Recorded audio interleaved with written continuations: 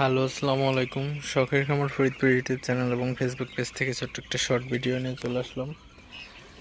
তো আজকে আপনাদের সাথে একটা বিষয় নিয়ে আলোচনা করব, ব্রয়লার মুরগির ঘরের তাপমাত্রা কিভাবে ঠিকঠাক রাখবেন। তো সে বিষয়ে আলোচনা করব। তো ভিডিওটিকে স্কিপ না করে অবশ্যই শেষ পর্যন্ত দেখবেন এবং শখের খামার ফরিদপুর ইউটিউব চ্যানেলটি সাবস্ক্রাইব করবেন।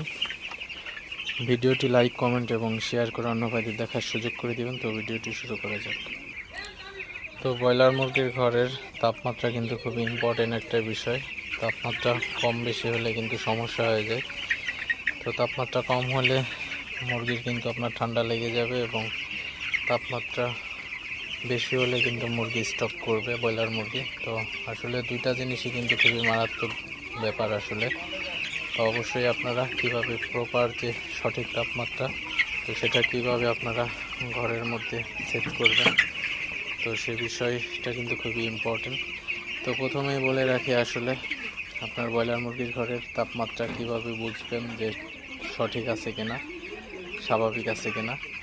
তো আপনার ঘরের বাচ্চাগুলা যদি দেখেন যে ছড়িয়ে ছিটিয়ে আছে, তো বাচ্চাগুলা কিছু খাবার খেতেছে, কিছু ছড়িয়ে ছিটিয়ে আছে, এক জায়গায় জড়ো হয়ে থাকে না, তো তখন কিন্তু আপনার বুঝতে হবে যে ঘরের তাপমাত্রা কিন্তু ঠিকঠাক আছে। তো এবং অতিরিক্ত তাপমাত্রা হলে আপনারা কিভাবে বুঝবেন? তো অতিরিক্ত তাপমাত্রা হলে কিন্তু আপনারা দেখবেন যে বাচ্চাগুলা হা করে দম নিতেছে এবং বাচ্চাগুলার যে দুই পাখনা কিন্তু আপনার নিচের দিকে নামাই দিবে, অর্থাৎ পাখনা ছেড়ে দিবে। তো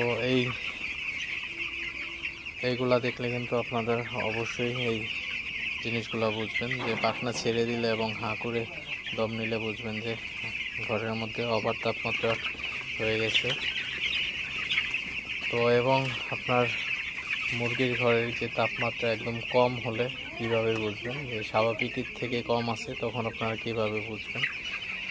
তো ব্রয়লার মুরগির ঘরের তাপমাত্রা স্বাভাবিকের থেকে যদি একদম কম হয়, সেক্ষেত্রে কিন্তু আপনার একটা বিষয় দেখে বুঝতে পারবেন। তো সেটা হচ্ছে, আপনারা দেখবেন যে ব্রয়লার বাচ্চাগুলা কিন্তু একদম জড়ো হয়ে গেছে, একটা আরেকটার উপর দিয়ে উঠে গেছে, এমন একটা অবস্থা দেখবেন।